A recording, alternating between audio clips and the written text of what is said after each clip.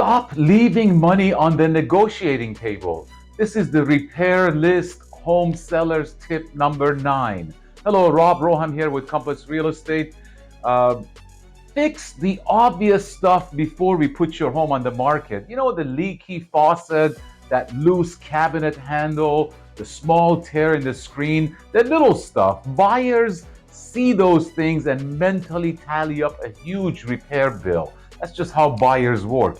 By taking care of the small fixes now, you take away the buyer's objections and their negotiating power. You show them the home is meticulously maintained and it's in good condition. Rob Roham here with Compass Real Estate, 35 years of experience, over 1,400 properties sold. If you have any questions, comments, or you need more information, please call, text, email, or DM me right here. Thank you and have a great day.